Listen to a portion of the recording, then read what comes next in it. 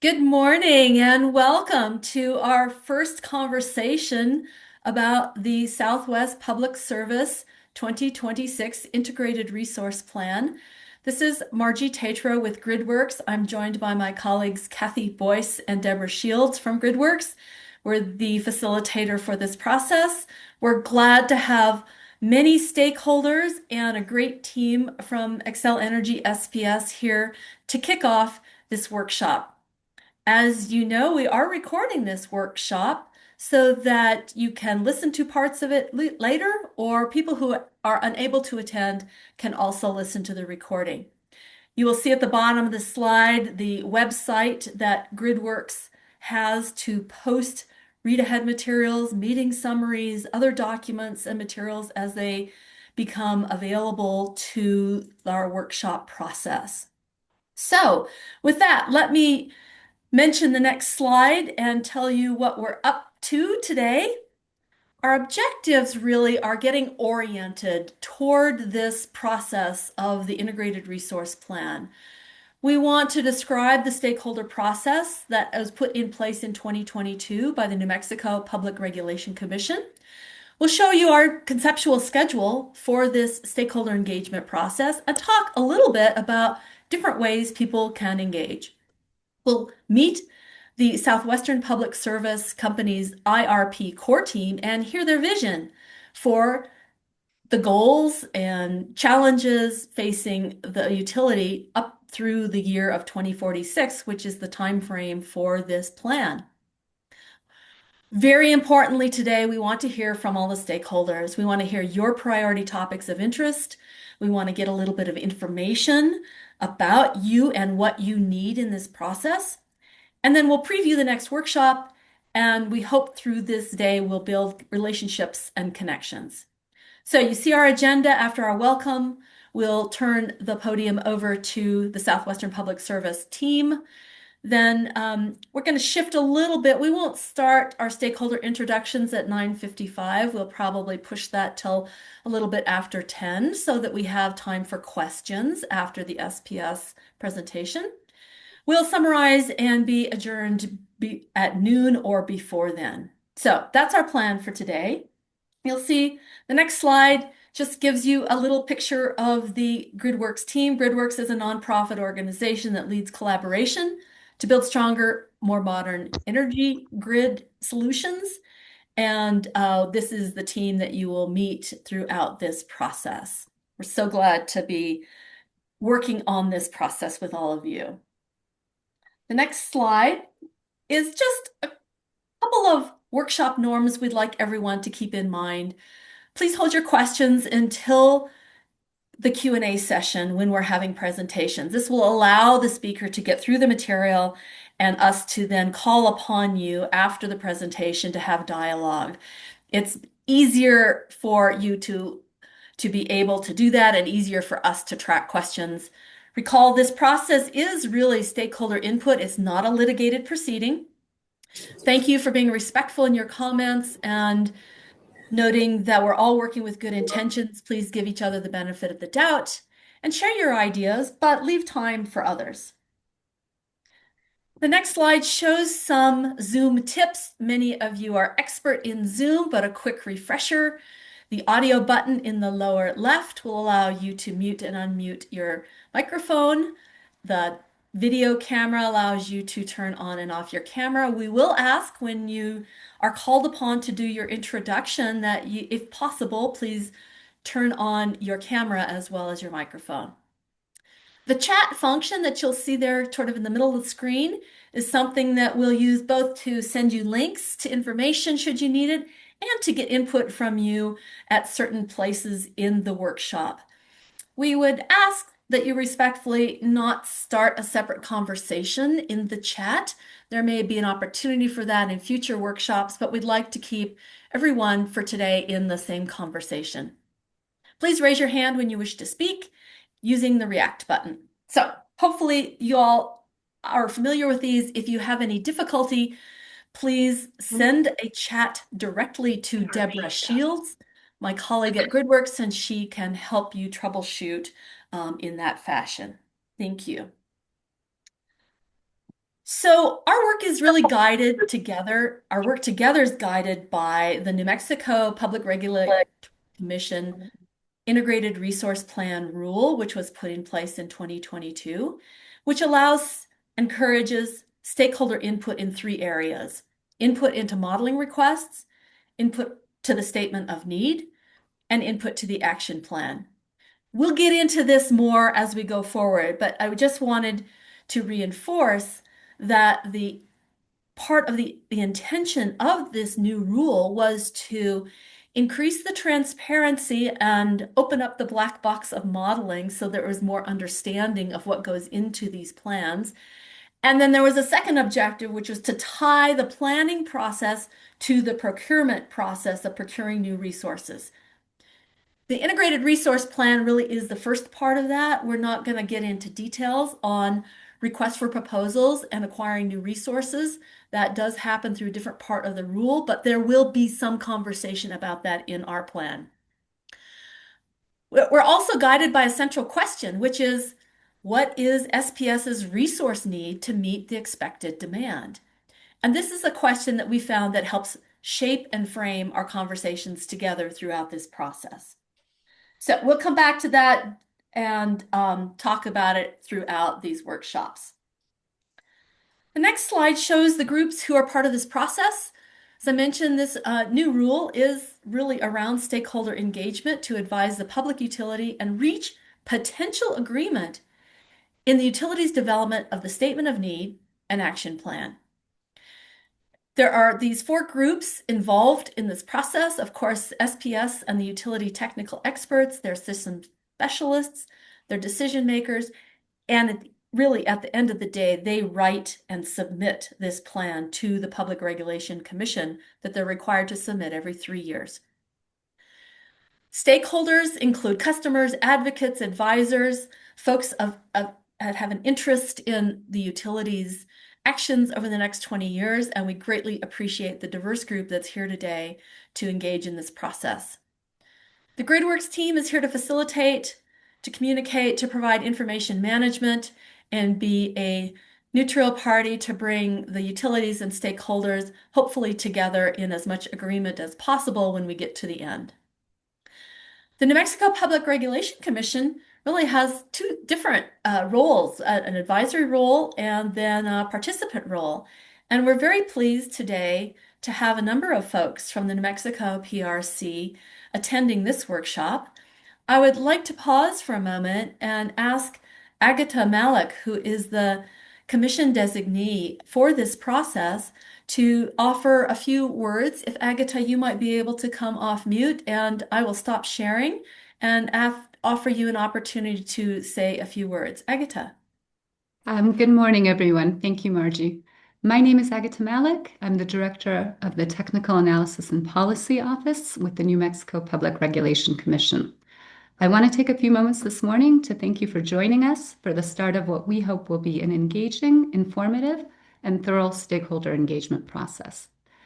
This morning kicks off with our first workshop, which will focus on identifying stakeholders' highest priorities and outlining Southwestern Public Service Company's vision for the 2026 20-year Integrated Resource Plan. As Margie mentioned, my colleague Orland Whitney, an engineer from our Utility Division Advocacy staff, will be a participant. Andrew Nelson, an economic analyst in my division, will be monitoring the process on behalf of advisory staff. This process is both time-intensive and technically rigorous, and your participation is critical to making this a robust, transparent, and informative process. Thank you again for joining us today, and with that, I will turn it back over to our facilitator, GridWorks. Thank you, Agatha. We very much appreciate not just your attendance today, but your attention to this whole process. You've been a great partner with us, so thank you so much. And we look forward to continued discussion with your colleagues through this process. Thank you. The next slide, before we turn the podium over to SPS, we wanted to describe the big picture of this engagement process. We view this process of being rolled out in 3 phases. The first phase, which will include 3 workshops in March through April, is oriented toward hearing from stakeholders, hearing priority issues, understanding the system that SPS is stewarding and investing in and operating. So, understanding the system, understanding opportunities, challenges, requirements, resource issues, customer needs, reliability, safety, clean energy goals, all the things that go into making decisions for the utility are important to talk about. We'll also have an overview of what modeling really entails, what that foundation looks like, and what the utility's plans are for doing modeling. That's phase one. We view this as part of the big picture. May through July will be workshops to really understand modeling results as they are coming out of the modeling. We will also focus on hearing from stakeholders on what stakeholder requested model runs are they interested in looking at that might be complementary to what the utility is already doing in their modeling, and what additional issues might inform the statement of need. So May through July, you can consider quite intense, detailed modeling discussions.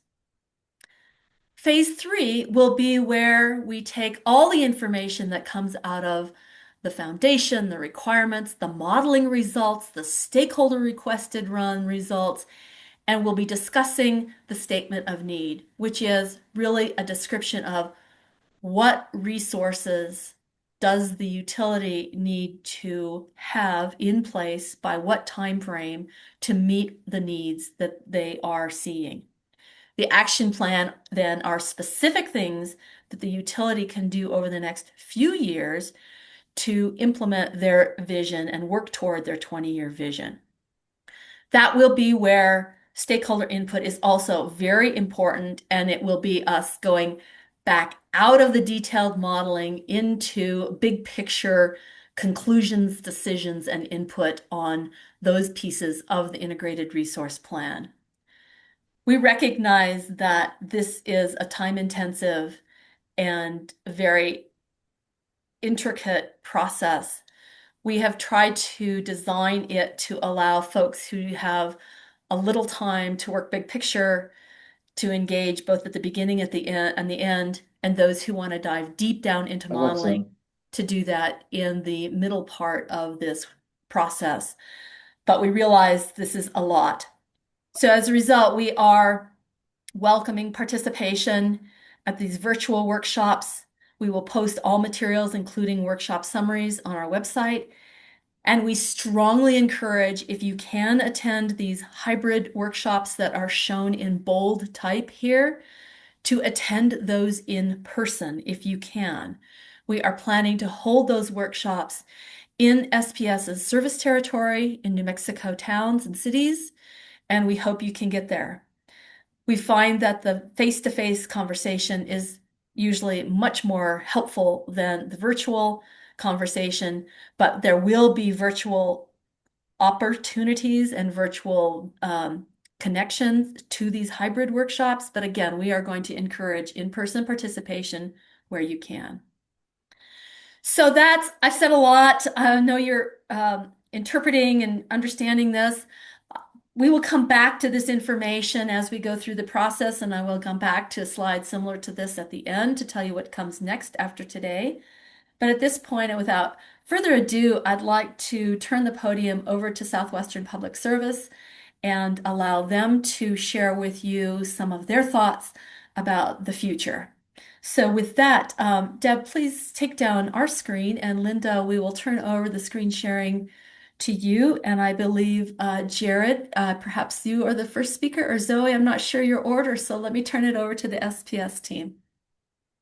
thanks, Margie. I'll take the first part of the discussion today. So appreciate that. Appreciate the warm welcome from GridWorks. Appreciate the engagement with GridWorks, Margie and team. Appreciate Agatha and the NMPRC relationship and the efforts on this. Also appreciate today the stakeholders who are looking to participate in this process. We view the integrated resource planning process to be extremely vital to what we are trying to accomplish on behalf of stakeholders, customers, the state and with reliability for the SPS system. And so we find this a really important discussion. Look forward to it. As Margie outlined, there's 8 opportunities for the stakeholder engagement throughout, starting today, day number 1 through October of 2026. And we're looking forward to this engagement of working through ideas and concepts and getting ultimately to a filing that we bring forth to the NMPRC. I don't want to, before we get into all of our materials, I just want to highlight that the 2023 IRP was extremely impactful to what SPS, Southwestern Public Service Company, has been doing for the last 3 years with procuring of resources to meet the needs, both from customer growth and reliability on our system. And so we view that this process kicking off now in 2026 is going to be just as impactful over the next 3 years as the last IRP was. And so this is an extremely important process. We have a number of topics that we're going to want to talk about, a number of different issues we're going to get into throughout this process. And that is the whole point of this, is to put some of those issues and topics front and center. Today, we're going to do a short presentation, as Margie said, because we definitely want to hear from the stakeholders who are looking to participate in this process. But some of the items that SPS wants to put forth today is just education about Xcel Energy and SPS. We want to talk about our long-term priorities that we're looking for out of this IRP. We want to talk about where we're at today on some of the outcomes of the 2023 IRP, and then the resource procurement efforts that we've been going through for the last 2 years, and then want to talk about some of the forward-looking items and some of the challenges we expect to face down the road on the technology sides, on the planning sides, on the modeling side. And so I do want to highlight that on the webpage for GridWorks, as well as on SPS's own webpage, we have posted some materials, a pre-recorded presentation for individuals to watch. So we won't get into some of the deep dive into some of the materials today. You can find that as pre-recorded and to watch at your own pace. Next slide, Linda. I'd like to introduce some of our folks that are going to be speaking today. Zoe Lease, our Regional Vice President on Planning and Policy, is going to give us an overview and kick us off a little bit in some of the long-term priorities that SPS is looking at. Myself, Jared Cooley, I'm the Senior Director of Strategic Planning for SPS. Justin Gable is our Director of Resource Planning and Bidding, and Linda Hudgens is our Regulatory Policy Specialist, who really is our lead on making sure we're putting this IRP process together and driving us toward the completion in October. So with that, Zoe, I'm going to turn it over to you. Thank you very much. Thanks, Jared. And I just want to echo the thanks to all the stakeholders who have been participating in the IRP process over the last 3 years and who are here today to continue to participate in this IRP process. Like Jared said, it is extremely impactful to our resource and system planning going forward. So the engagement from our customers and our communities are just extremely important to us. We want to hear what you have to say in this process. Also, a big thank you to GridWorks for helping facilitate. Margie, it's so fun to see you again today, and really looking forward to the next 6 months. So I have the benefit of introducing Xcel Energy to you, but also what Jared just said is we have a pre-recorded material for you all to go through that goes through a lot of this in more detail. So my direction that I've gotten from the team is to not take a lot of time, and so that you can hear from Jared and from Justin Gable, really subject matter experts, to start getting into the meat of this IRP process and what we're going to be planning for over the next 6 months. But quickly, Xcel Energy, our footprint spans 8 states. We serve 3.8 electric customers. We also serve 2.2 million natural gas customers. SPS, of course, is an electric utility. We don't have gas service as part of our utility services. And we are known as a national leader in wind energy, energy efficiency, carbon emission reductions, and storm restoration. I want to focus on the storm restoration piece of this really quickly. It's something we're really proud of. We are often called upon to help other neighboring utilities across the country to help with their storm restoration as well. And I know folks from our communities and our customers who are here today are used to seeing our crews out in bucket trucks after huge wind events or icing events, helping restore the system. This is kind of the everyday work that goes into keeping the lights on, and we're really proud of the track record we have there. Also, with wind energy, we're very lucky to be located in an area of the country that has incredible wind, and we have been able to harness that in order to provide wind energy to our customers and also to realize fuel savings for our customers as well. So these are things that as a company we're proud of and that benefit our customers every day. We can go to the next slide, please. Zeroing in on SPS, we serve both Texas and New Mexico. Overall, on a system-wide perspective, we have over 410,000 electric customers. And if you go to the next slide, in New Mexico specifically, we serve over 128,000 customers. Our residential bills today are 17% below the national average. Of course, we have incredible growth on our system, and that's something we're going to want to talk about during this IRP process. How we meet that growth, how we do so reliably, and how we do so in a way that is cost efficient for our customers. Our next slide, please. In Texas, we serve over 283,000 electric customers, and there you can see the service territory mapped out in Texas as well. We serve the Eastern Plains and much of the Panhandle in Texas. So going on to our long-term priorities. Many of you from participating in our IRP process started in 2023 are well aware that we have three major factors that are contributing to our generation need today on our system. One is reliability. We have increasing reliability requirements at the Southwest Power Pool. That's the regional transmission organization for which SPS is a member. And we need to meet current load and growing load reliably and have sufficient resources on the system to do so. We also have retiring units on our system today. So we have a fleet that we've maintained over a number of years, and some of that fleet is coming to retirement age, and we need to discuss how we replace those resources and whether we extend those resources. And then, of course, there's growth on the system, incredible load growth that really started in 2022. So our long-term priorities for meeting those three factors in our system needs are outlined on this slide. First, as a company, we want to accelerate the clean energy delivery, and that is going to very much be a conversation that we have during this IRP.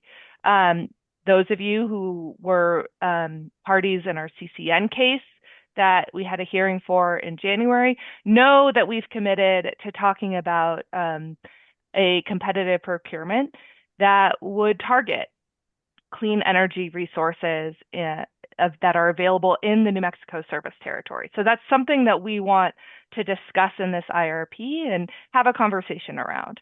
We also have prioritized customer-focused innovation and value. We are a public service company. We have a deep commitment to serving and supporting our customers and our communities efficiently and through a best-in-class customer experience. we want to do this while keeping bills as low as possible. I think one huge factor that we are going to want to discuss in this IRP is how we plan the system as a whole in order to do this. And I will just flag for everybody that I think the most recent CCN cases that are in front of both the New Mexico Commission and the Texas Commission are going to really shape the conversation in this IRP. I think Jared and Justin are going to talk about that a little bit more. But we see as providing efficient, best-in-class service to our customers, we see our ability to do that as an ability to plan the system as a whole and realize those efficiencies and cost-sharing benefits for our system if we're able to plan for our customers, if we're able to plan the system as a whole and have customers from both jurisdictions share the costs of the resources rather than planning our systems separately. So that's a big priority for us. Obviously, we need to be expanding the grid. We need to do that in order to meet the growth on our system today, to meet our reliability requirements on the system today. And we have many demands also from our customers who want to see a modernizing grid. So this is a priority for us. And lastly, just because it is number 4 on this list does not mean that it is number 4 in terms of priorities. It's just listed that way. But we are modernizing for safety and resilience. This is something we are very focused on at SPS. We have increasing extreme weather events on our systems. We have been in wildfire system operations this spring already because of increasing wind events and dry, low relative humidity weather factors in our service territory. So we're very focused on how we're building the grid and doing so in order to have a resilient and safe system for our customers. I just want to say thank you again for participating in this process. Your engagement is really important. We take it very seriously. If you go back to our 2023 IRP, you will see that stakeholder input is woven into that document, all the way to us modeling a load forecast that our customers and stakeholders brought to us in this process. We take your input very seriously, and we're really looking forward to hearing to what matters to you all in this process. Thank you. All right, thanks, Zoe. I'm going to take a few minutes to talk about the integrated resource planning overview. Linda, next slide. As we've already highlighted multiple times, 2023, when we did the first IRP, resulted in a number of key action items that we've been working through over those since 2023. This slide highlights some of the action plan items and how, in the status of those activities, definitely allow interested stakeholders to review some of these items. But what I really want to highlight is, number 2 on here, generation extensions. We were able to do a deep dive with some of our units. We identified 4 units totaling 521 megawatts to extend beyond the retirement dates that we were previously planning for. We were able to do that safely, reliably, and what we believe is very cost effective for customers. And so those type of concepts are things that we, SPS Xcel Energy, are definitely looking at of how to balance our fleet today with the needs of what we're seeing in the future. Another one is resource approval filings. Since we did the IRP, we have filed 2 RFPs, and we'll talk about those coming up, one in 2024 and one in 2025. At the time of the IRP in 2023, we were looking through 2030.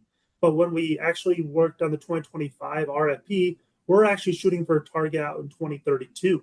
And so that's going to be part of the discussion as we work through this new IRP in 2026 is what should our action period be? How far out should we be looking to aim from resource needs on the system so we can have a good glide path to procuring those resources along the way to meet those growing needs in the future, whether it's retirements, whether it's changes in policy, whether it's load growth. A couple other items that we were able to effectuate out of the action plan, ICO, Renewable Connect, and then one of the key items I just from a transparency perspective is the utilization of the independent monitor as part of the RFPs. That working hand in hand to ensure transparency and equity during the RFP process is extremely important. Next slide, Linda. So that was in 2023. Zoe has previously outlined some of our key priorities for this IRP. Wanted to highlight some of those drivers that are impacting some of those underlying needs that we're aiming for. Electricity demand in the system. I don't think anybody is surprised to know that there's significant growth happening in the New Mexico area as well as Texas over the coming years. We're anticipating 40% growth in those areas for electrical demand, whether it's new loads coming online, whether it's electrification, whether it's economic development in communities, whether it's residential growth. All of it collectively adds up. And that's what we're forecasting, some of those growth challenges in the area that we're trying to plan for. Additionally, reliability standards. We're not going to get too deep today into the Southwest Power Pool. We'll do that in future workshops, but the Southwest Power Pool and their role as a regional transmission operator and the relationship between SPS and the Southwest Power Pool drives some of the new topics or emerging topics that are really impacting resource needs on our system. And that is really highlighted by the planning reserve margin, or PRM, and how the Southwest Power Pool, just in the last 4 years, has been continually increasing those numbers, including the implementation of a winter planning reserve margin. As you can see here, we're currently required to meet a 38% winter planning reserve margin and a 17% summer planning reserve margin by 2029. Now, the thing about the Southwest Power Pool is they are running these studies annually now, looking out whether it's 4 years or 6 years. And so this is going to be a constant target that is constantly being reevaluated on a regular basis. Sometimes we're going to see the numbers go up, sometimes they're going to go down. But at the end of the day, we are required to meet those standards. So that is something that education and information is really important. Strategic advantages. Already talked about some of the extensions that we've done on our system for gas units. We also have a number of PPAs that are going to be up for retirement or extension opportunities in the coming years. But we have to do extensions on gas, on existing units, on PPAs prudently and appropriately to continue to push units to maybe points in which it's unsafe to operate is something that we're going to have to do deep dives and discuss. At the end of the day, safety and reliability are key foundations for us as a company. Reduce market costs and curtailments. Finding the right combination of assets at different locations is really important. You can't just throw in as many different resources at a point of interconnection if it's going to result in massive curtailments and you don't get the value. And so finding that right balance is really important. Securing tax credits and maximizing capacity on the system. Back to the planning reserve margin discussion, and that we'll get into a lot more. What we're really being impacted by is our ability to maximize capacity on the system. We're currently doing that today with replacements and surplus, but how do we continue to maximize that going forward and making sure that we're getting as much out of every point of interconnection on the system as we can to help reduce the cost while maintaining system reliability. Lowering market reliance. SPS is really on the corner of the Eastern Interconnect. And so we have limited ties to the rest of the Southwest Power Pool and the Eastern Interconnect.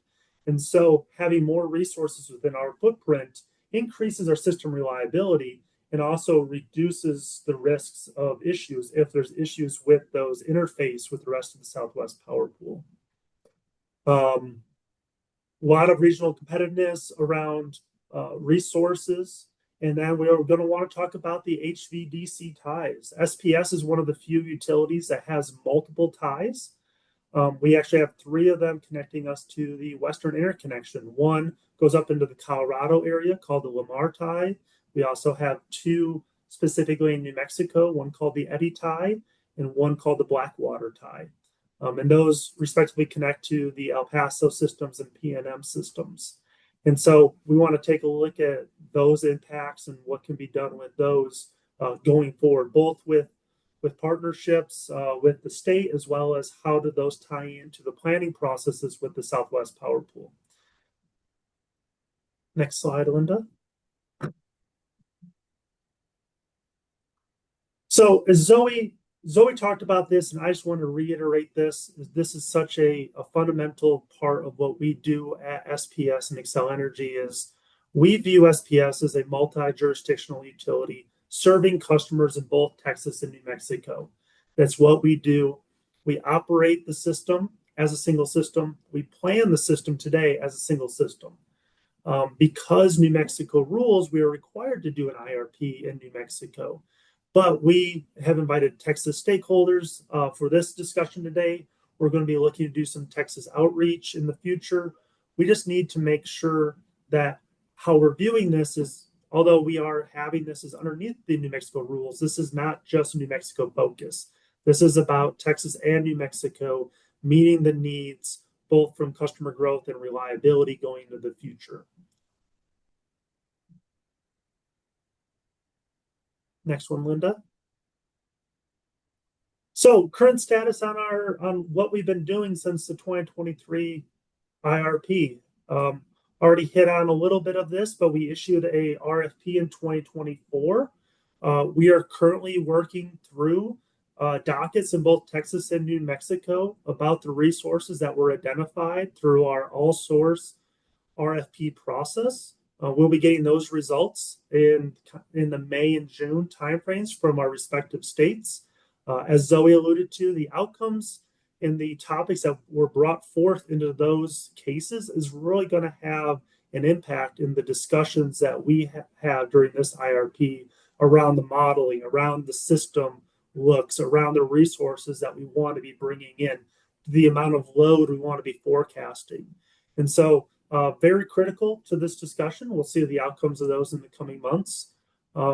Also want to highlight the 2025 RFP that Justin Gable and his team are currently in the middle of evaluating. We received those bids back in January of 2026. We're in the bid evaluation period right now on those. We'll be working through those in the coming months with the expectation that we'll be filing CCNs in our respective states on the outcome of those evaluations. But then we talk about 2026 IRP process. Right now we're at the kickoff. But the kickoff actually really started back at the end of 2025 when we requested from the NMPRC, can we go a year early again? Now it's still 3 years, but when we set off in 2023 on the RFP or IRP process, we actually asked to go a year early. We were originally slated to go in 2024. So there was discussions about would SPS get back on the previously identified schedule. And we said, can we go early again? Can we go 3 years from the last one? But can we go in 2026 again? Because we just see the growth and challenges on our system, and having this IRP process is critical for us to work through those efforts to appropriately solution the needs on our system. And so we have the facilitator, GoodWorks, was assigned. We have our kickoff meeting today. We'll have 8 more meetings throughout the year with the expectation that we'll file our IRP in October of 2026. Public comments will be due, then there'll be a response, and then there'll be the staff report issued in early 2027 with an eye on the New Mexico PRC accepting or rejecting the IRP in February of 2027. And then after that, we'll be hopefully, pending acceptance of the IRP, we'll be off to the races on subsequent RFPs to appropriately right size and address the needs on our system. Next one, Linda. I talked about this a little bit from the high level, but to the 2024 RFP, that approval that we requested in September of 2025 that's going through the commissions in both Texas and New Mexico right now highlighted 7 self-build generation projects for almost 4 gigawatts of new capacity on the system. We also filed power purchase agreement generation resources in December of 2025. Those are also currently working through the processes in both states. Really, at the end of the day, both filings, both from the 2024 RFP, the upcoming 2025 RFP, the self builds, the PPA, really what they're working to do is enhance grid reliability, bring in more renewable integration on the system, and uh, move quickly, honestly, uh, to meet the needs. When we look at some of the timing of the generators, we see the timing of our resource needs. We're trying to move quickly, but we're also talking about possibly exceptions around mainly around gas generation, and that's one of the key items that Zoe alluded to with the outcome of the New Mexico case in the coming months. And the last slide, I believe, for me, Linda. Oh, no. This is a table outlining all of our resources in both the PPA and the self builds that are currently in front of both Texas and New Mexico commissions. And so I won't go into too much detail on this. I guess 2 things I really want to highlight in here is you'll see the word surplus a lot. And so for stakeholders who are not overly familiar with the idea of surplus, we'll talk about this a lot more in future meetings, but surplus is really about taking a location that generation already exists and putting another generator there. And so utilizing the same point of interconnection to the grid for 2 different resources.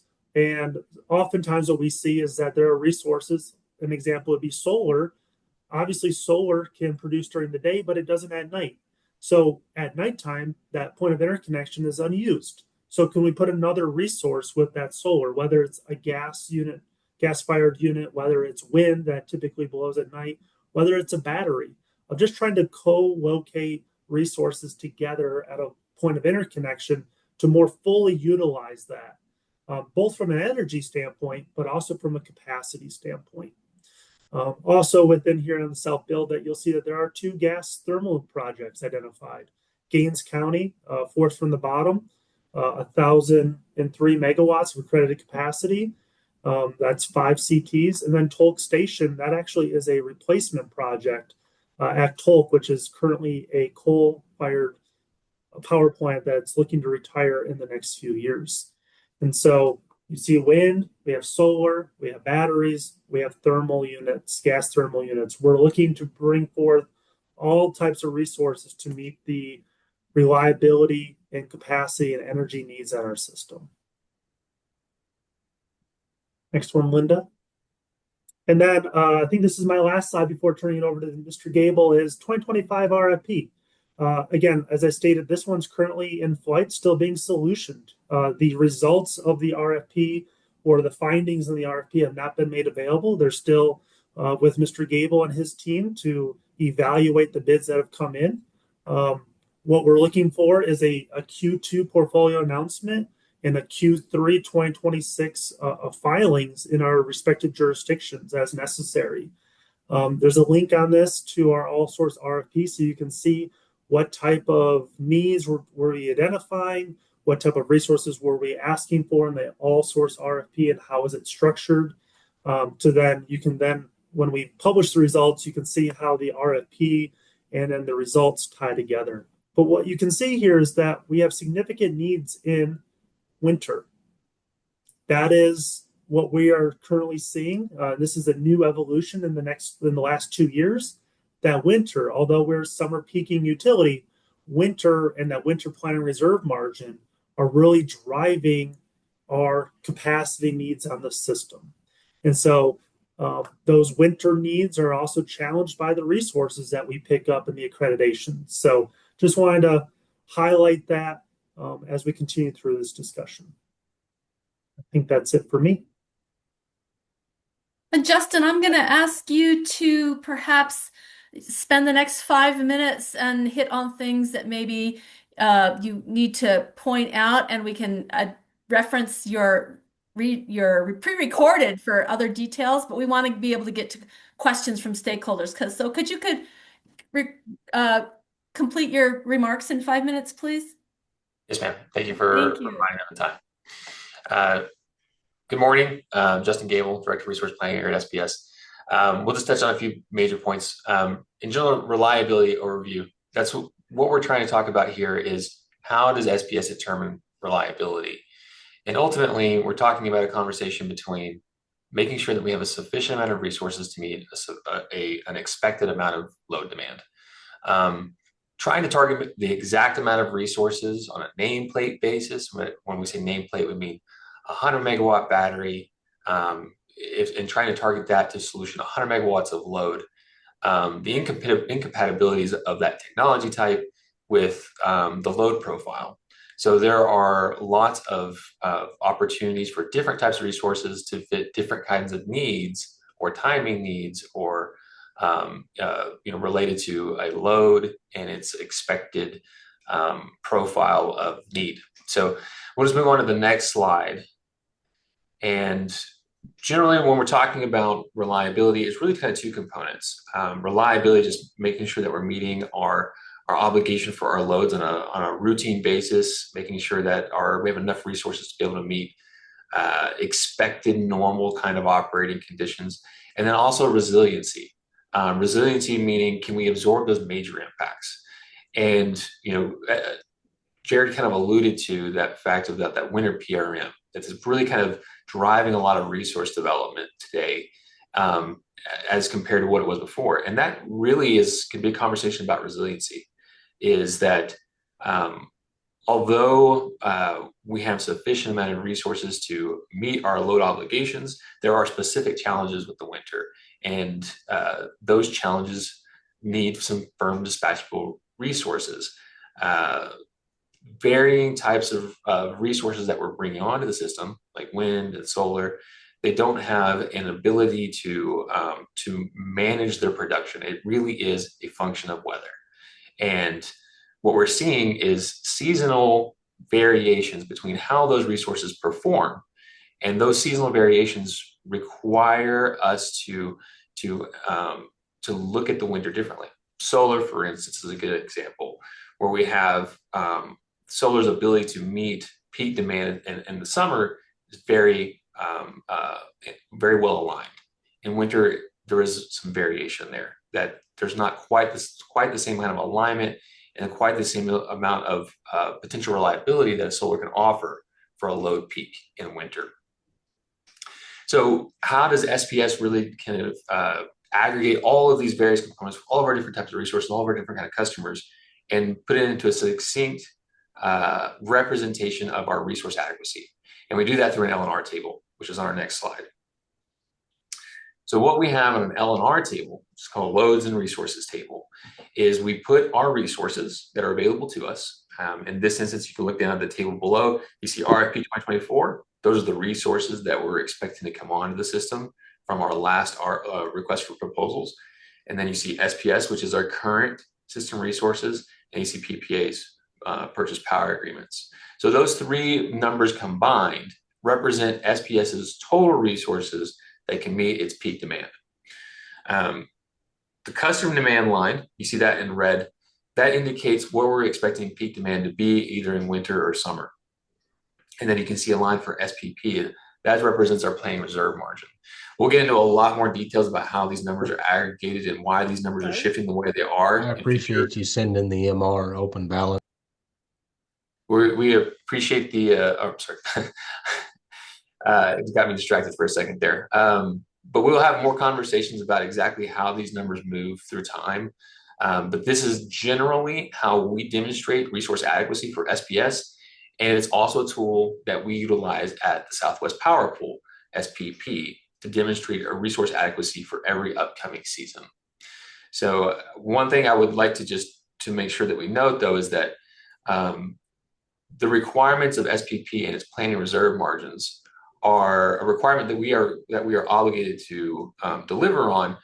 However, even if those requirements didn't exist, SPS would still have these obligations. They may differ slightly, But ultimately, the rules that SPP, Southwest Power Pool, implements and that we're required to uphold are numbers and values and requirements that are agreed upon by all load responsible entities and ultimately are approved of by multiple boards, including the regional state committees, which both Texas and New Mexico participate on. So it is not necessarily a set of rules that SPS is obligated to meet without any kind of input from us or our customers. It is a continuing conversation and is continually adapting over time. But its main goal is always to either maintain or improve reliability to serve customers across the Southwest Power Pool, which encompasses 14 states. So we'll move down, and I know I'm at time, so there's a lot more slides here, but I will pass it on. I would just like to make a note that the last slide, issues for 26 IRP, those are some of the main items that I think are need to be focused on in this IRP process. And we'll have a lot more conversations in the future on these specific items. But in the future, when you're reviewing this information, this is where I would focus. Thank you.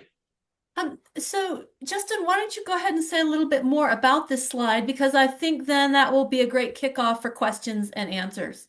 Great. Yeah. Thank you for giving me a few more minutes. I appreciate that. So what we did before our IRP stakeholder meeting is kind of just internally try to understand what we think are going to be the issues for the 26 IRP. We're bucketed into mainly 4 different groups: resources, loads, reliability, and the New Mexico RPS compliance. On the resource side, what we are expecting is we currently have a number of existing owned resources that are expected to be going into retirement in the 2030s. We've highlighted the next 10 years here, but there are really more retirements even in the later stages of the 2030s. We also have a number of expiring PPAs. Those expiring PPAs have a kind of an outsized impact on 2 fronts. On line item 4, you can see the Hobbs Lee Power. There is an expiration of that PPA, which is a combined cycle unit of 604 megawatts, which represents 604 megawatts of firm dispatchable capacity. So a very high accredited capacity value.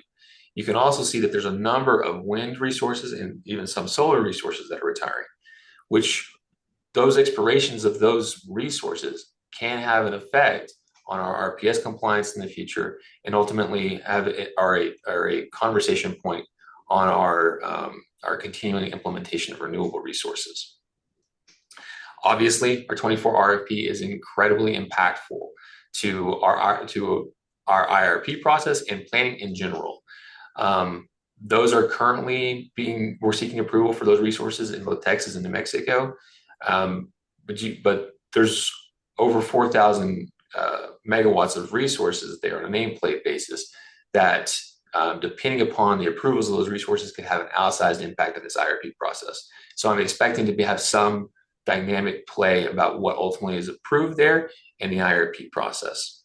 We also think we need to have a conversation about our generic resource assumptions, both pricing, types of resources, emerging technology, all important things to have a conversation on. Moving over to the right in our grouping here, load. We see 2 different conversations with load. Obviously, challenges. There is a significant amount of load growth in our system. Challenges is kind of a misnomer here, where it is a challenge for us to meet those things. But that load growth represents economic development in both of our states, both Texas and New Mexico. But it is our obligation to meet those developing loads. So it is a challenge for SPS to meet those. Another thing that's in conversation, I think everybody has an understanding about, is just data centers. How does SPS plan to bring on data centers?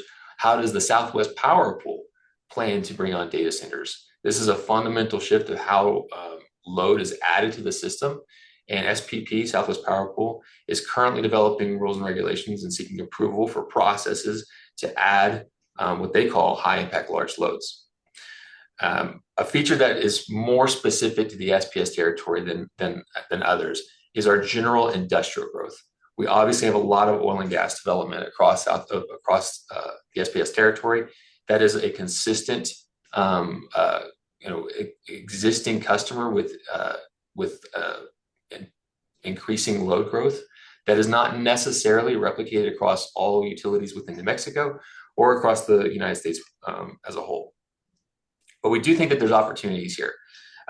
Those opportunities: participation, demand response, interruptible programs. There's obviously some limitations that Southwest Power Pool is currently looking at to make sure that we're bringing on demand response programs responsibly, and that they are providing value without the detriment to reliability factors. So that's the load discussion here. Reliability, that's a primary focus for me as the Director of Resource Planning and Bidding at SPS.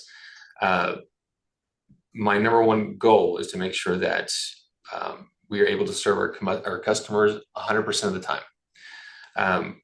We do that by meeting the SPP, Southwest Power Pool reliability requirements. But as I said, those requirements, although are specified by Southwest Power Pool, SPS would have to develop these kinds of requirements on its own, no matter what. They may differ slightly, but in general, these are requirements that both SPS and SPP would align on. Other factors are ELCC accreditation, effective load carrying capability. This is the ability for resource types like solar and wind and battery storage to be able to contribute to your resource adequacy on that resource side of the L&R table. A lot of conversation we can have on that. And I know we're getting through some time here, but the LOLE study that ultimately helps determine that PRM, as Jared Cooley was saying earlier, there are some changes in how this study is happening that gives us more or a longer view of how these PRM changes are going to happen in the future. So we're going to have a longer lead time to be able to adapt to any kind of PRM changes. I think I'll pause there. I think we're kind of getting at time. But if anybody has any specific questions about these items on here, more than happy to have a conversation about it. Thanks, Margie. Yeah, thank you very much, Justin. This is the great lead in to what we'd like to do now is spend the next 15 minutes having anybody who's on the call raise your hand using the React button and pose your questions of anything you've heard so far before we take our time to go introduce all our participants and your stakeholder interests. So please raise your hand. I'll count on my colleague Kathy to also watch for raised hands. And at this point, I'd like to open it up to questions. Yes, I see Kara, you've got your hand up. Please go ahead. Please introduce yourself and your organization. In fact, if you've not done that on the Zoom participant list, it would be very helpful for folks if we could get your names and organizations at some point during the workshop. Kara, please go ahead. Thanks. I'm happy to go first. Hi, my name is Kara Lynch. I am training with the coach. Kara, your audio is not coming across very well at all. Is that better? Yes, ma'am. Great. Hi, everyone. I'm an attorney for Coalition for Clean Affordable Energy and Prosperity Works, two nonprofit organizations in New Mexico that commonly intervenes in matters regarding our IOUs. I do have a question for SPS about this current IRP process and what has been presented today.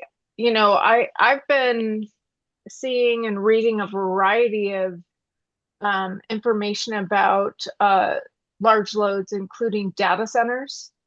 And I think our president, Mr. Trump, recently made some statement about big data centers bringing their own power.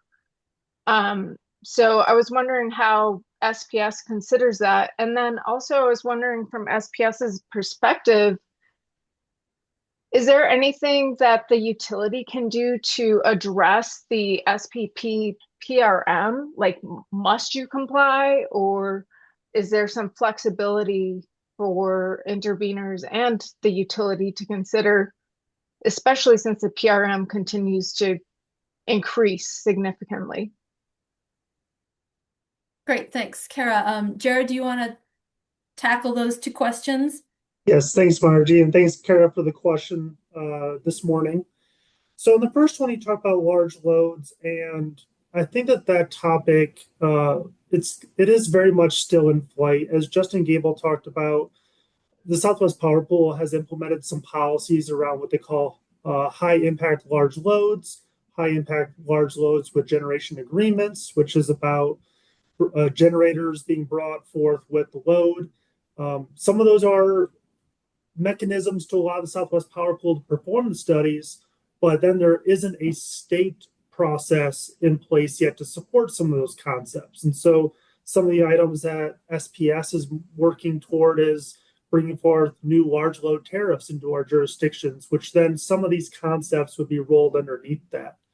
But from a broader, more policy perspective, that maybe we'll focus more on this IRP is how do we want to embed some of those concepts into the forecasting discussions, and if they bring generation or they don't. And so we'll definitely be having forecasting discussions focusing around some of the large loads. But I would say it is absolutely a moving target. It is definitely something that we'll have to work in collaboration, not only with the IRP rules and where we want to go from a policy perspective, but there will be state related activities as well that we'll have to bring forth to facilitate the concepts of behind the meter generation or co-located generation with some of those large loads, and how do they interplay with the grid, with our planning reserve margins and things like that. So more to come on that. It is definitely a very important topic in the industry. And then he talked about planning reserve margin requirements. So planning reserve margin requirements are developed with the Southwest Power Pool as part of their loss of load expectation studies that they perform. Those studies are done with SPP staff in collaboration with stakeholders. What happens is that sometimes there's agreement between stakeholders and staff on what a value should be. Sometimes there's disagreements, and then those move up through the processes, the stakeholder bodies at the Southwest Power Pool. What we have seen, though, is in a couple of these planning reserve margin discussions, there's a disconnect between what stakeholders or load responsible entities are advocating for and maybe what we've seen from SPP staff or even what ultimately the commissions approve.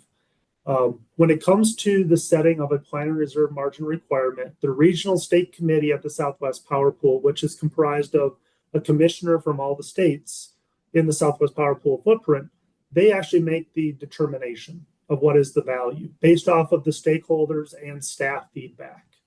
And then that's the value we have to meet. There are, we believe, and this is a stance that we take, we have to meet those planning reserve margin requirements. If we do not meet them, we are subject to what is called a deficiency payment that we have to pay for not meeting it. But when you don't meet it, not only do you have to pay, you also are at a risk of a lower reliability on your system. And so we really view it as we have to meet those planning reserve margin requirements. And actually what we would like to is be a little bit past them in order to facilitate growth within there. So just meeting the planning reserve margin requirement with the forecast is not enough if we want to have some cushion for actually meeting the needs of growing loads on our system. Great. Thanks, Thank you, Marge. Jared. And thanks for the question, Kara. I see Matt Salvador with your hand up. Can you please come on camera if you can, introduce your name, organization, and proceed with your question? Hey, Matt Salvador, ExxonMobil. Sorry, I joined a little bit late. How, as part of this IRP process, obviously the PTCs and ITCs are going away, so that's going to make solar and wind projects much more expensive. And I guess there's recognition, obviously, there all the different reliability challenges. I think that you guys have already discussed. How does the much higher cost of those resources going forward get reflected in the IRP? So I can take that. I think that this is a conversation that we're looking to have with folks because there is some room for those PTCs to still move forward. There's still a slight window here. Should we be having a conversation about the generic resources that we're modeling and what those pricing parameters are going to be and what the assumptions are around tax credits today and in the future? I think that there's a lot of opportunity for modeling of different futures. I mean, that's the value of the IRP process that allows us to have an understanding about how different policies, both statewide or federal, could ultimately impact the resource mix, and not necessarily for its current or most near-term needs, but ultimately what those needs will be out in the next 10, 15, 20 years. So I think that that's a conversation that we are looking to have with the stakeholders on exactly how we model these assumptions or future assumptions around pricing for resource types. Gotcha. Thank you. So it sounds like there's going to be a lot of transparency there. Yes, sir. Okay. Thank you. Great. Thanks Thank for you, your Matt. question, Matt.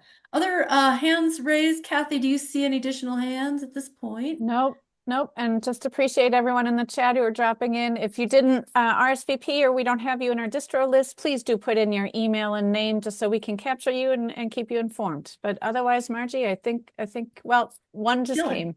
There you go. Dylan King, could you please go ahead with your question? And thanks, Kathy, for reminding folks to let us know who you are.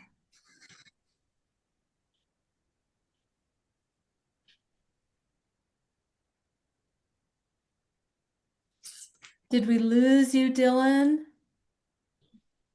We're not hearing you or seeing you. Looks like the hand dropped down. Okay. So, Maybe yep. Any other questions at this point?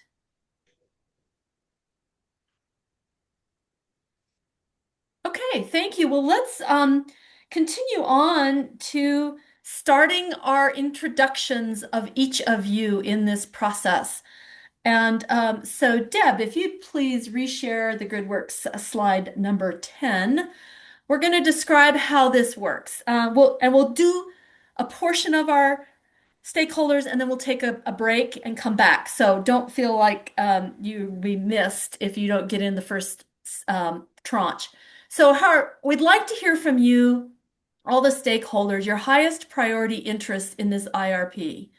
So what we'd like to do is give you a minute to prepare your thoughts. Of course, your name and organization we already have, but also reiterate that and spend some time thinking about what is your highest priority topic in this IRP.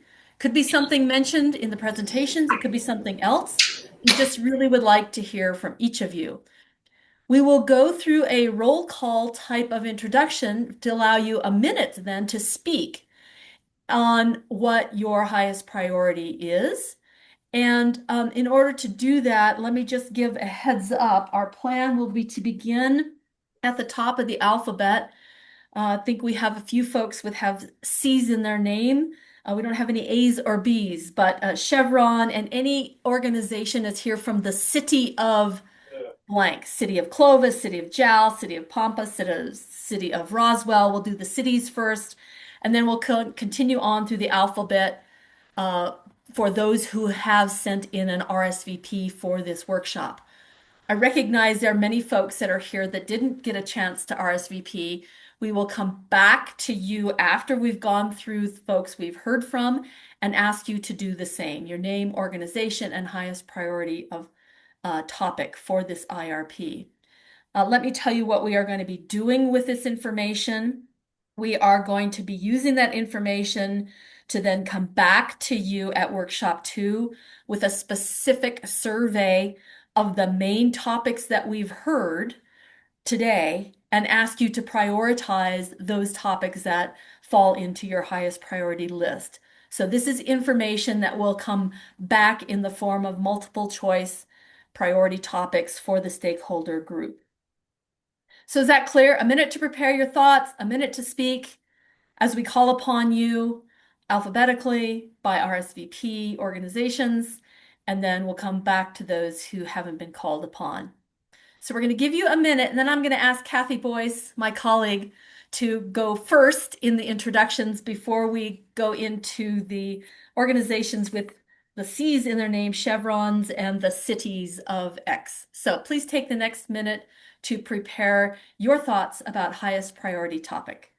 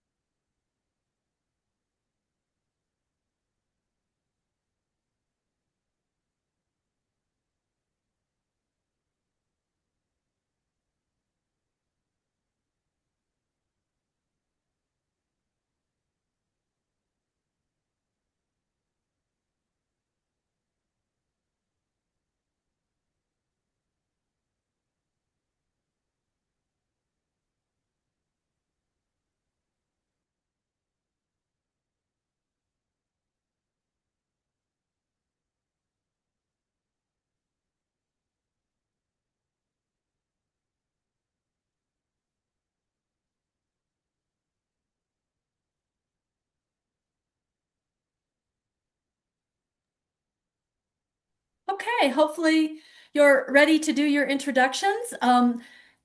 Please, Deb, go ahead and take down our slide deck. I'd like to be able to see people on video, and I'm sure you all would like to meet each other. If you're not introducing yourself, we'd ask you to think about two things in this section of the workshop. One is, are there voices or interests that you think should be part of this process that are not present today? We will be following up with those groups and invite them to participate. So please think about any missing voices in terms of organizations or people you think should be in this discussion. Also, you might listen for priority topics that are aligned with yours. There may be people you want to collaborate with in this process to advance questions, suggest modeling runs of that nature, things that are of your priority interest. You might think of hearing from people who have a common interest with yourself. So I know that's a lot to co-process, but we have a remarkable group here, so I'm not worried about your capacity to handle all of this. Let me first turn to Kathy Boyes to model what we're looking for into the introductions. Kathy, please go ahead. Sure. Thank you, Margie. Good morning, everybody. Kathy Boyce with GridWorks. As a co-facilitator to this effort, my primary interest is that our work is productive, that everyone is heard, that questions are captured and answered, and that information is accessible to you all.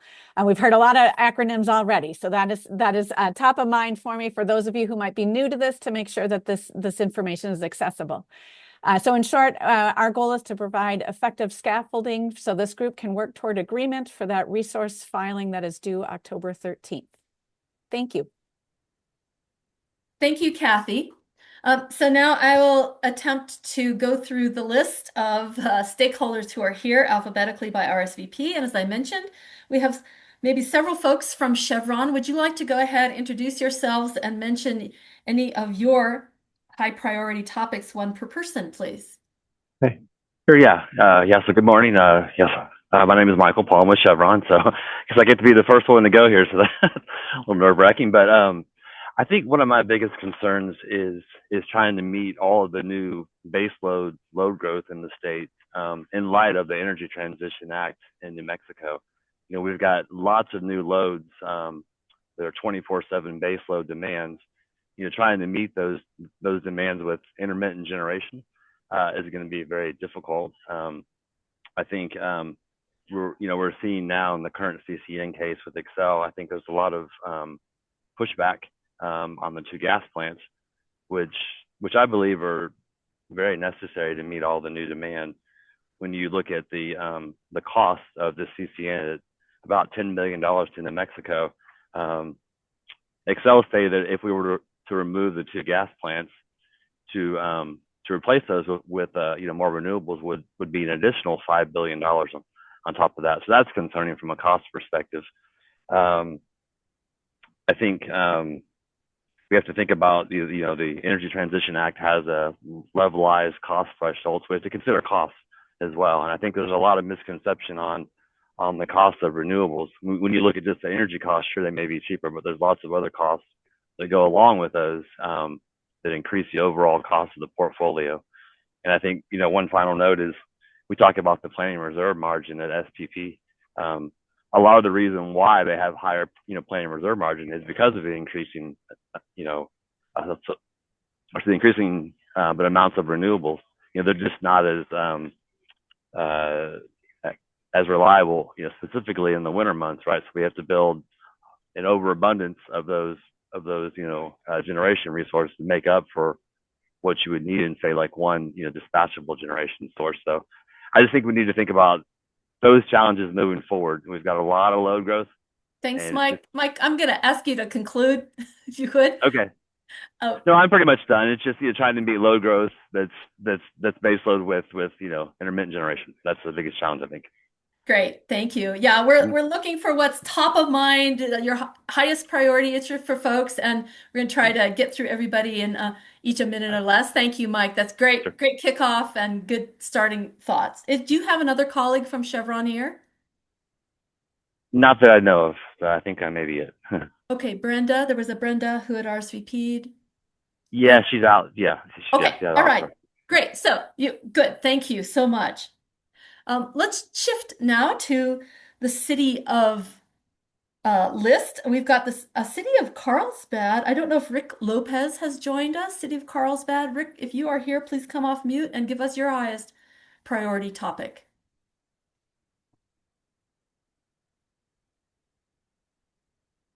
I don't see Rick. Last call, Rick Lopez from City of Carlsbad. All right, let's move to the city of Clovis. I think we might have a couple of folks, Claire Burrows and Justin Hallett from City of Clovis. Would you like to come off mute and offer your top priority for this Yeah, process? absolutely. Good morning, everyone. I'm Justin Howalt, City Manager here in the city of Clovis. And for us, a lot of our focus obviously is on economic development and the ability to get power to proposed new developers, and also the length of time in which it takes to get load studies performed. Realize that a lot of this is not on you guys, but on the Southwest Power Pool. And so, but that's our interest in what is happening with this. So thank you guys for your time. Great. Thank you, Justin. Is there somebody else from the city of Clovis here with you as well? Justin, Claire Burrows? Miss Burrows is our assistant city manager. Oh, fabulous. Okay. Is she here? She is here, and she would probably reflect my comments. Great. Okay. Thank you. Just want to give everybody an opportunity. Appreciate that. The next on our list is the city of Jal. I believe perhaps Philip Little, Wesley Hopper, or others from City of Jal. Would you like to introduce your priority topic?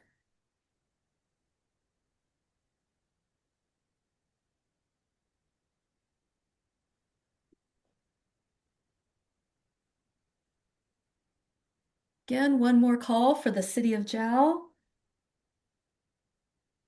All right, let's move on. The city of Pampa, Texas. I believe perhaps Shane Stokes. Would you like to offer your priority topic? Shane Stokes, City of Pampa. All right, let's move on to Roswell, City of Roswell. Believe we have some participants, Hess or James from City of Roswell. Would you like to offer your priority topic of interest?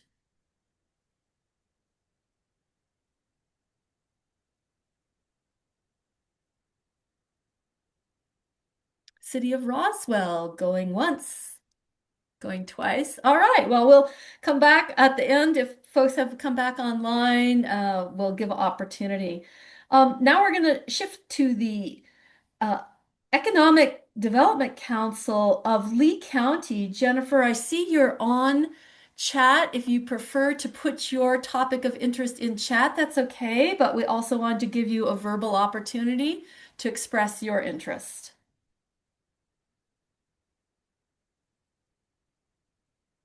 I think she just joined us. Jennifer Oh, did she? Grasham, Lee County, we're looking for your highest priority. If you want to share with us.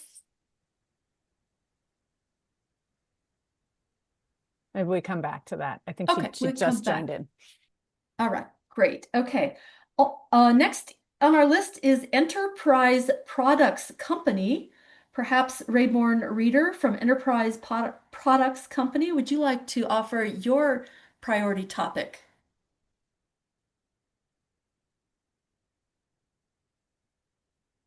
Enterprise Products Company.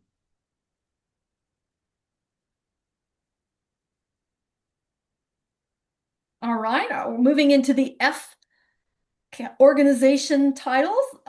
Form Energy. Lily, are you here from Form Energy, and would you like to offer your priority topic of interest? Form Energy.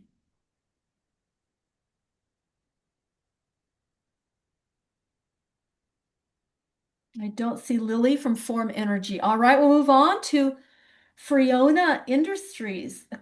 Carol from Freona Industries, I believe I saw you on the participant list. Would you like to offer your priority topic? Carol Chung from Freona, as mentioned. Just looking at grid reliability with increasing load demands on the system. Great, thank you, Carol. Next on our list is Grid United. Grid United, I believe perhaps Clara or Jack might be on the line from Grid United. Please go ahead. It looks like you might be in a conference room. I'm Jordan Thomas from Grid United. I've also got my colleague Tyler Fletcher with me. I think we echo Carol's high priority and that of grid reliability with increasing load demands on the system. Great, thank you. I see Tyler, you nodding your head. Did you want to add anything? Yeah, that's right. So, and affordability as well. And specifically, we view new HVDC connections to nearby markets as being highly economical for SPS for new capacity, reliability, and resilience benefits. We think that these should be evaluated alongside other resource options just to see how they stack up and so that customers can see the full value of available solutions. Great, thank you, Tyler and Jordan. We appreciate you being here and your interest in this. We're very fortunate that we've got some of the union representatives participating in these processes. I believe there may be someone from the IBEW, the International Brotherhood of Electrical Workers. Mike Andrade, are you here and would you like to offer your top topic of interest?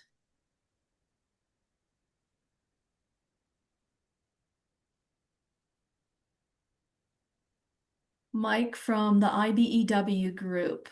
I don't see him. Mike. All right, we'll continue on. Lee County, we're excited about the Lee County participation in this process. I believe maybe Chip and John, two different individuals from Lee County. Would you like to offer your topic of priority interest?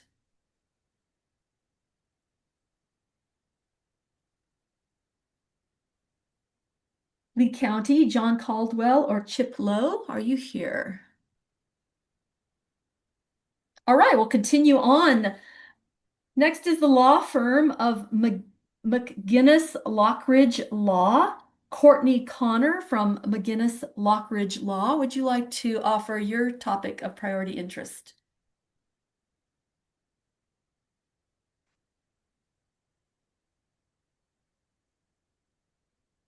Courtney from McGinnis Lockridge Law.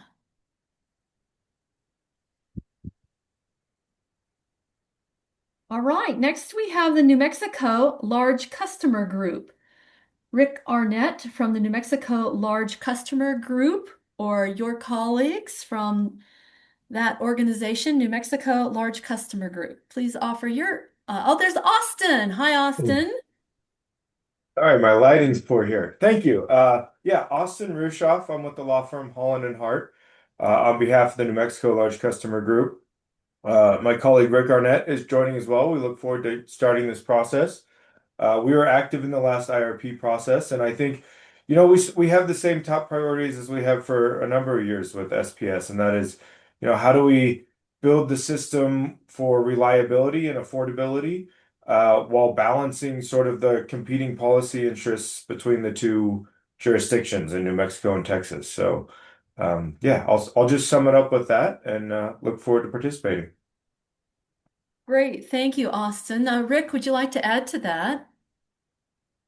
Thank you. I have nothing to add.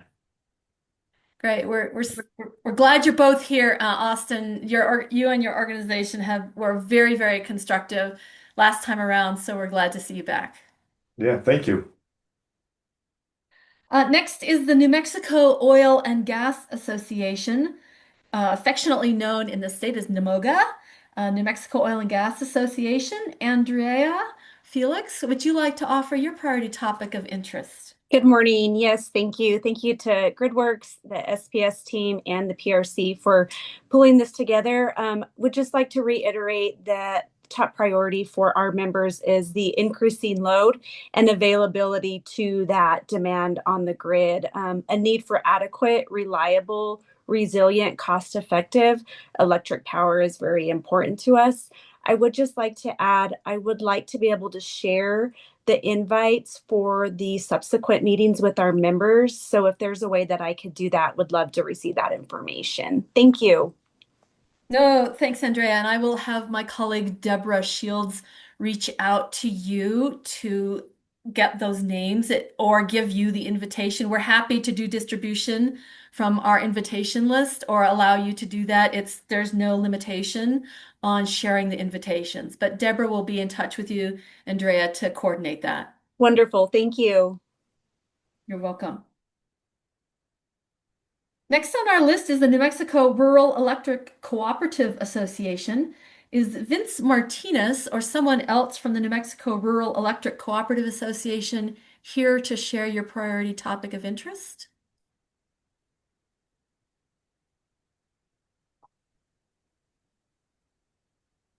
Orland, I see you've got your hand up. Please go ahead. Yeah, I know you skipped over me there. Not yet. I Not see yet. that. I'm gonna Okay, come. I'm coming to the I see. PRC, Okay, folks. I guess we're last or something. No, But no, no, you're not. But alphabetical. It's like, oh, she skipped me. But I did want to say my two pieces. So yeah, okay, thanks. let's go ahead to invite the New Mexico Public Regulation Commission folks to do their introductions and top priorities, and we'll go back to yeah, please, Orland, go ahead. Sure, no problem. Okay. Well, Yeah. Austin kind of stole my question there, but I guess I've got a different one. My name is Orland Whitney. I'm New Mexico PRC staff, Public Regulation Commission staff engineer. And what I am is advocacy staff. So what that means is that I'm here to advocate on for both the utilities' best interest as well as customers' best interest. And that's so when I hear comments like we're in partnership with GridWorks here, yes, they're the facilitator. So anyway, my question or not question, my I guess I've covered my intro there, but my priority topic in this IRP is large load forecasting and cost causation for AI data centers. So specifically how SPS treats the bring your own generation or self-supplied configurations versus retail serving load when it forecasts demand and calculates resource adequacy need. So if you need more clarity on that, please let me know and I'll be happy to provide that. Great. Thank you, Orland. Appreciate that. I know you have some colleagues on the line from the New Mexico PRC. Would anyone else like to introduce themselves from that group and their priority topic of interest?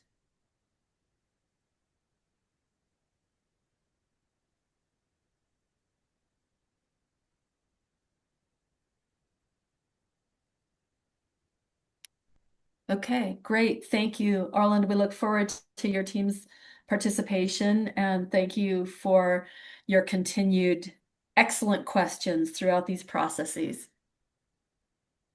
Do you want to give a final call to New Mexico Rural Electric Cooperative, Vince Martinez, or else his colleague?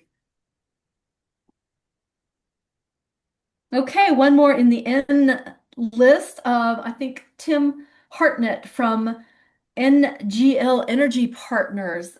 Tim, would you like to come off mute and offer your top topic of interest or your colleague, Hudson? Hi, Margie. Yeah, Hi. I don't think Tim was able to hop on the call, so Okay. he sent me instead. But I'm Hudson Babb with NGL Water Solutions. Really just echoing a lot of the other topics. My highest priority is just understanding the plan and timing to meet these large growth evaluations and also just overall grid reliability with adding the additional load. Great. Great. Thank you, Hudson, for being here. One thing we may ask you and your colleagues to further describe in a future workshop is something that did not come up in the 2023 IRP, and that was just the understanding of the need for treatment of produced water as part of the load growth up. So we're going to be looking to you and your colleagues to help our stakeholders understand that. Definitely. Thank you. All right, going down the list of RSVPs, we only have a few more and then we'll open it up to everyone.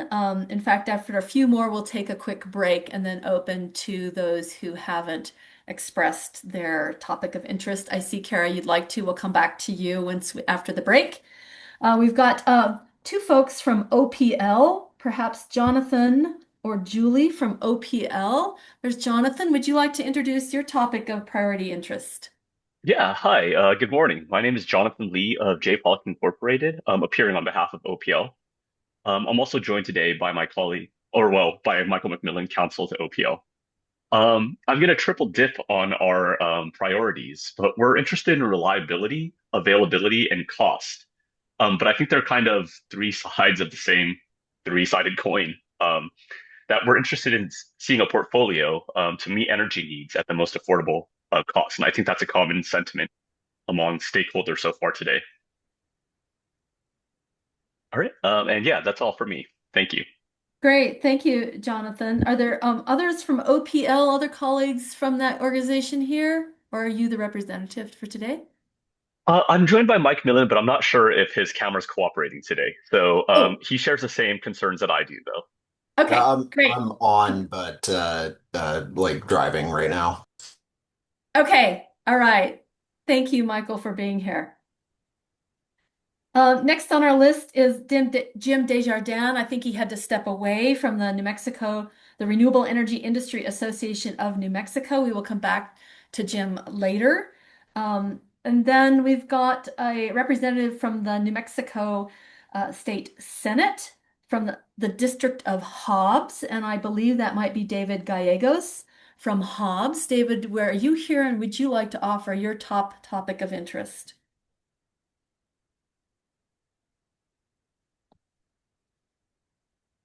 David Gallegos, thank you for serving on behalf of New Mexicans. We'll hope to see you in a future workshop.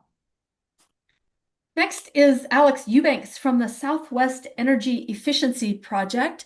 Alex, would you like to offer your top topic of interest if you are here with us?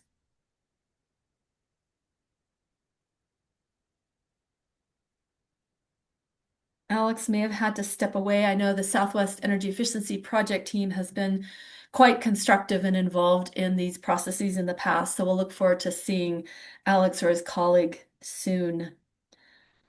Um, Two more organizations, and then we'll take a quick break. One is the Targa Resources. Martina or Vincent from Targa Resources, would you like to offer your top topic of interest?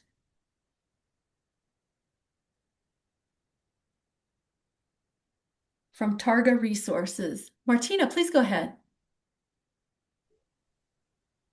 You know, a lot of people have already hit on it. We're looking at when we can get reliable power, and we're definitely interested in the cost of that power and understanding just what the timelines are going to be. We're in the oil and gas business, and we electrify a lot of our assets, and so we're just really interested in what the timeline is going to look like so that we can run our business. Thank you. Great. Thank you very much for being here, Martina. We appreciate it. Last organization on the roll call and had RSVP'd is the Texas Cotton Ginners Association. Kelly Green from the Texas Cotton Ginners Association. Would you like to offer your topic?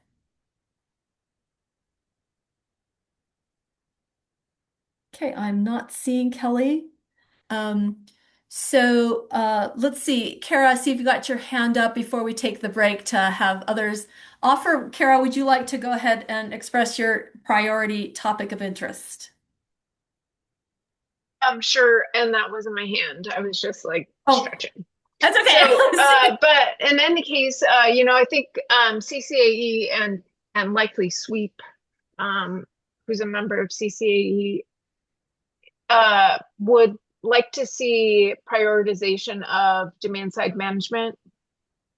And then also, one of our priorities is how SPS uses New Mexico Renewable Energy Act laws in their forecasting. So we'd like to see that incorporated, especially as we move forward towards this cleaner energy transition.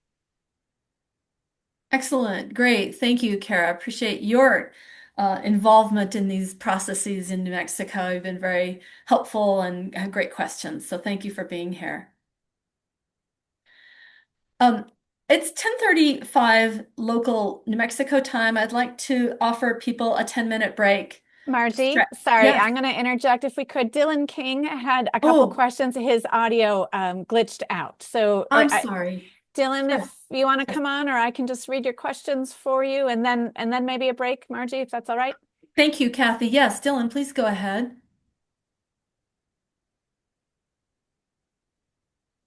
Kathy, perhaps you can read his. Yep. Good. Jared, thank you for coming on. So first question from Dylan was for Jared. I believe you discussed briefly the benefits of co-locating certain resources, such as the battery energy storage systems and solar facilities at certain points of interconnect for efficiency reasons. Wouldn't a gas resource obviate any concerns related to efficiency since it can run all the time? All right, thanks, Kathy. Thanks, Dylan, for the question. What I'll say that this is a bit of a technical topic, and we can talk about this definitely further. But what it boils down to is that a gas resource and all resources have what is called accredited capacity. And the accredited capacity value is what we treat to meet our planning reserve margin, or as Justin Gable talked about, our load and resource table requirements. And so gas units don't get perfect accreditation. And so let's say a gas unit's got a 100 megawatt nameplate. The accreditation that we see is typically around 90 to 95%. But this is governed by what is the Southwest Power Pool calls performance-based accreditation, or PBA.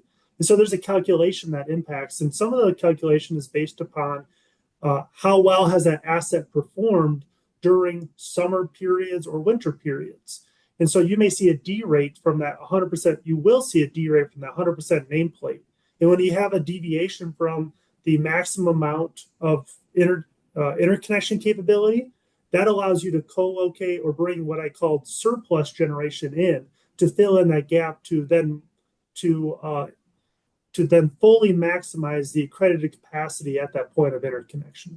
So the answer is yes. Typically, gas units or coal units have a higher accredited capacity, so there's not as much room to provide surplus requests, but there is still room there.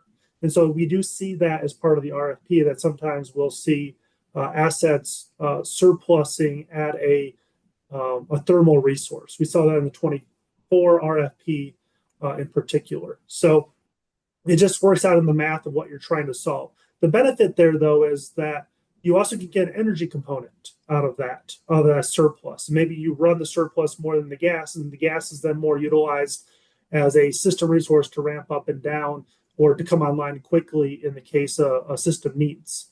And so it's just really the balance of capacity or energy or reliability that you're looking for, and what value is that asset trying to solve. Yeah, thank you, Jared. And Margie, there's one more, also from Dylan King, just to finish up here, and then we'll break. Does SPS have any concerns with the dispatchability of its resources in New Mexico in light of the new law?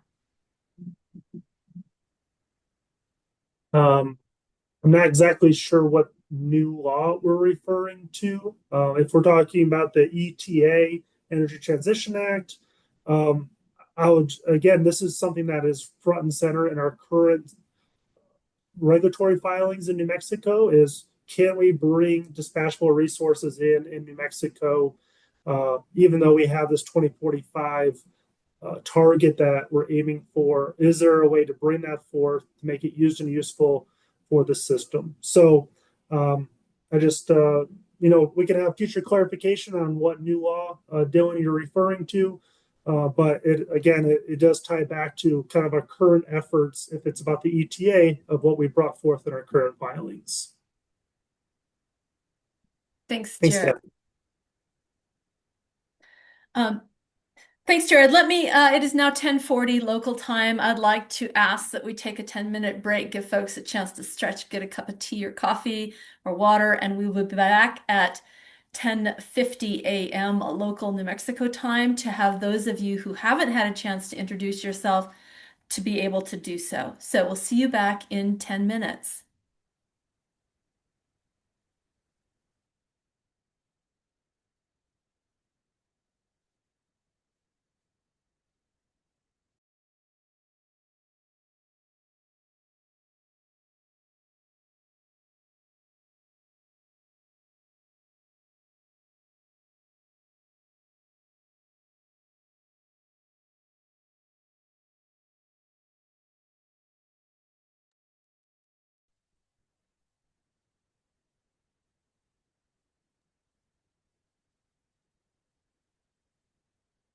Welcome back, everyone.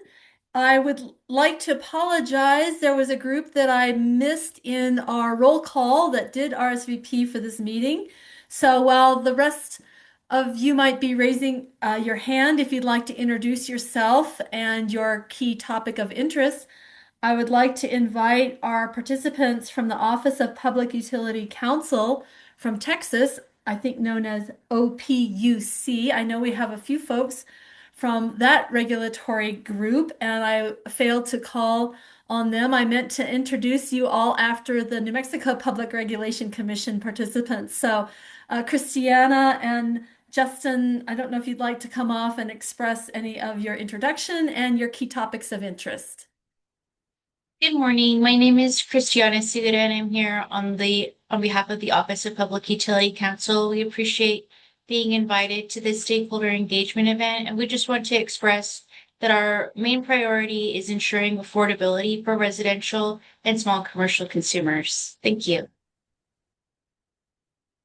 Great, thank you. Justin, if Justin is here, would you also like to do an introduction?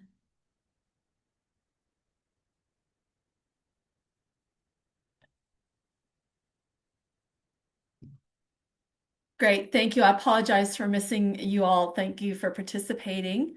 We'd now like to open up the floor to anybody who would like to offer their introduction and their top topic of interest.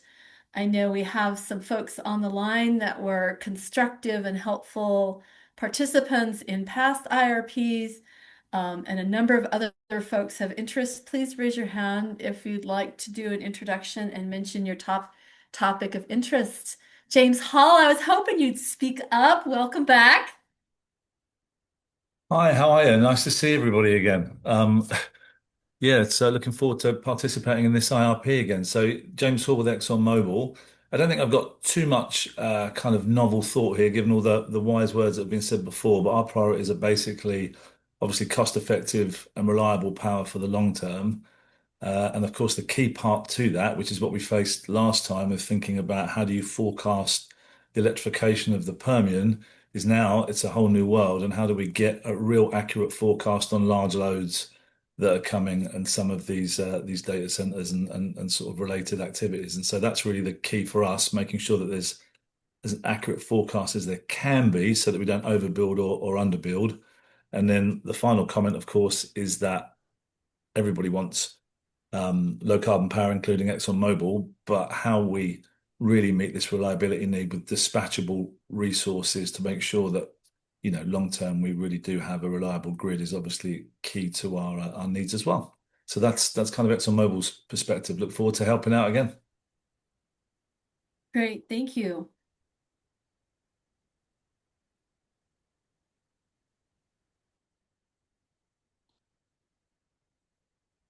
Yes, Stephanie, please go ahead. Hi, I'm Stephanie Wells with Golden Spread Electric Cooperative, and just kind of sharing our primary concern, like some other folks, is ensuring reliability, especially within the Southwest Power Pool. And so that's going to kind of be our focus for this is the grid reliability and the impact of generation selection on other generation resources in the SPP. Great. Thank you, Stephanie, for participating. This is good to have your voice in this.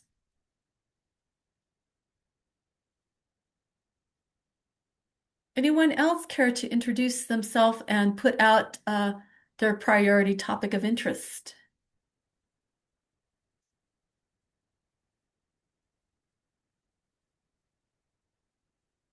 Is there anybody we missed? Jim Desjardins, are you back with us? I don't see that Jim has been able to rejoin.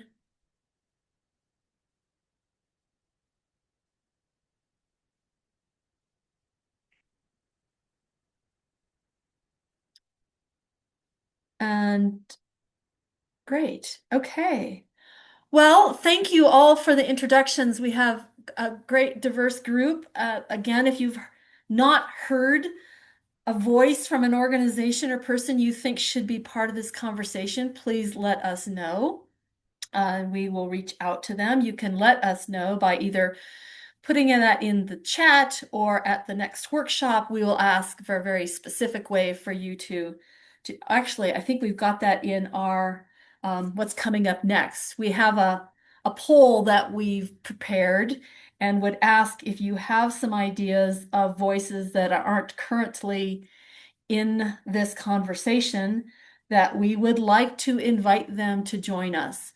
So at this point, we're going to also ask for your help in completing a survey using this QR code or the link provided. And we'd like to ask a little bit about your connection to SPS, your level of knowledge about resource planning and about the Southwest Power Pool. How much in advance would you like to have materials for future workshops? Also, any voices that aren't present, we should be inviting. And if you have other comments or concerns for the facilitation in this process, please also add that. So I'd like to just pause for about 3 to 4 minutes to give you all a chance to call up this code and give us some specific input that really will help us design a process that works for you. If you have questions or problems with the code or the URL address, please speak up and we can get that corrected here real time. So please now help us guide this process forward with your input. Kathy, is there anything else you wanted to say about our survey? No, just a chance to get to know you a little better. Yeah, Deb, can you drop the link to the survey in the chat, please?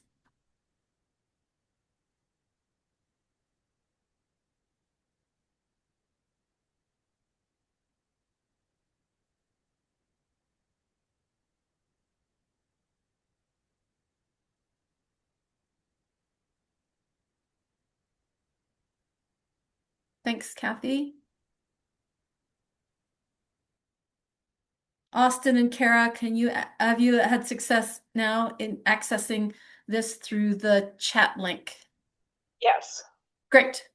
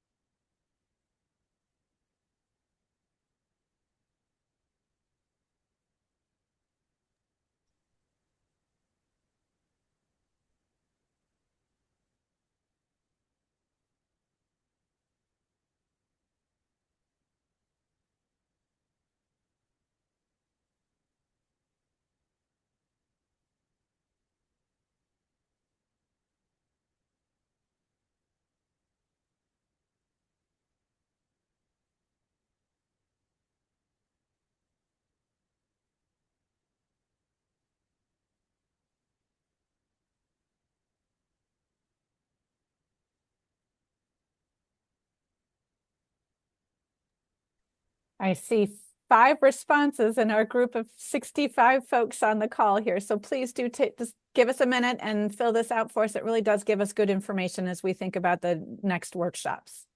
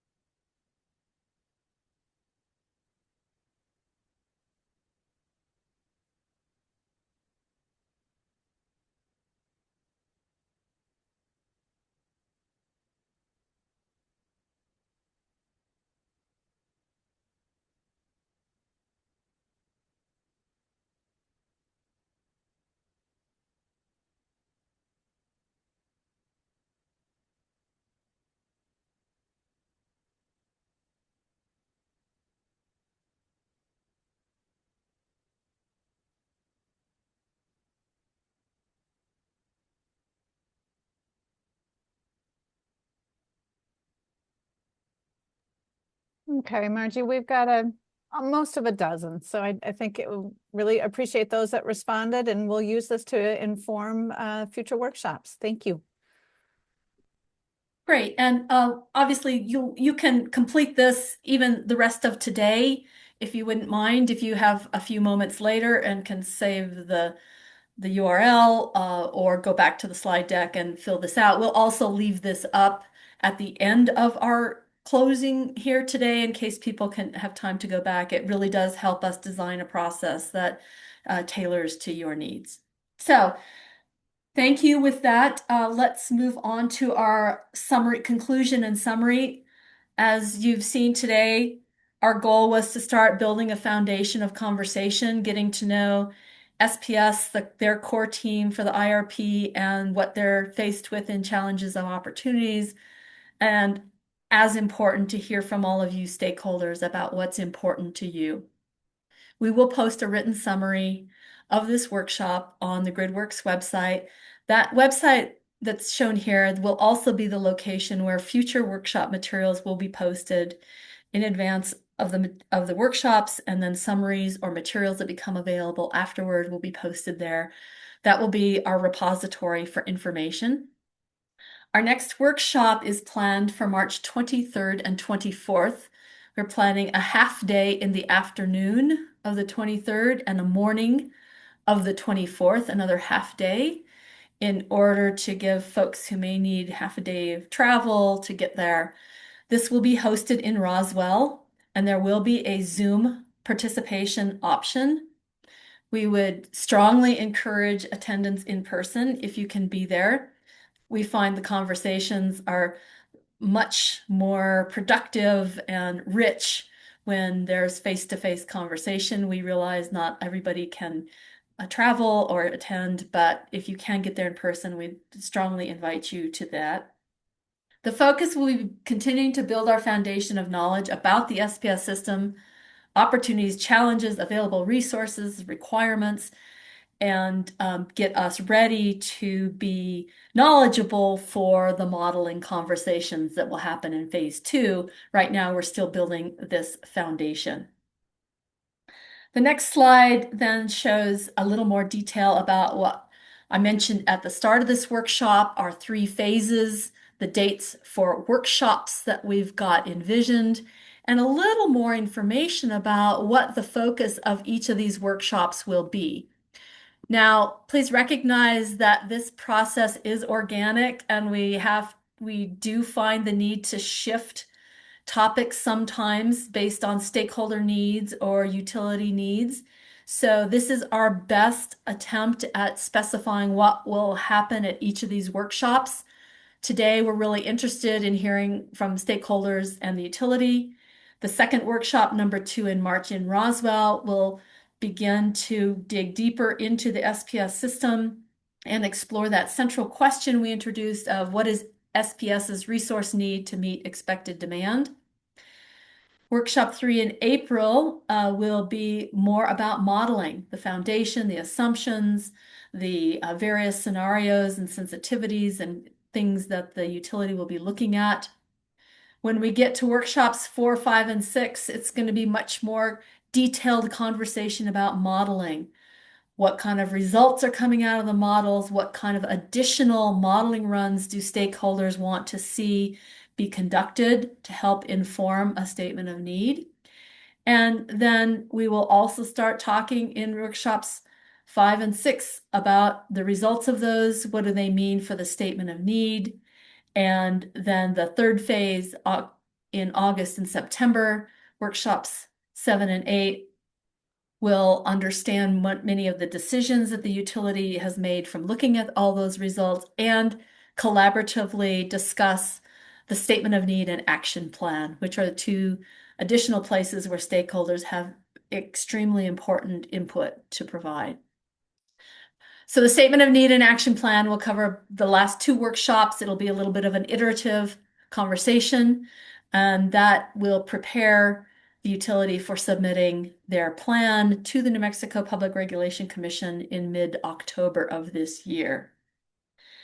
So with that, I think it would be helpful Deb to put up the slide with the QR code, and we will give the team from SPS a chance to make some final comments before we let you go for today, and appreciate your participation. So with this slide up, in case folks are still interested in providing us input to guide the process, here's the survey link. And Justin, Jared, Linda, are any of the folks from SPS, would you like to make some final comments before we close? Thanks, Margie. I'll just say on behalf of SPS, we really appreciate this opportunity to collaborate with stakeholders through this process. As we talked about in our opening remarks and closing with today, we view that the IRP is extremely foundational to what we are trying to accomplish from a load serving and reliability perspective within our service territory. And so the feedback we heard today from stakeholders, and then the future meetings talking about the modeling and the forecasting, and then ultimately getting to the end results with the statement of need are very critical. And we look forward to that collaboration along the way. Appreciate the GridWorks team for facilitating today and in the future, and MPRC staff for your assistance, and look forward to engaging with the stakeholders in future opportunities. Great. Thank you, Jared. You will all be seeing more information from Deborah Shields, our project administrator for this process, meeting invitations, calendar invitations, things like that, so that you can prepare for attendance at our future workshops. And with that, we will say thank you, and we'll hope to see you all in Roswell. Bye-bye. Thanks, everybody.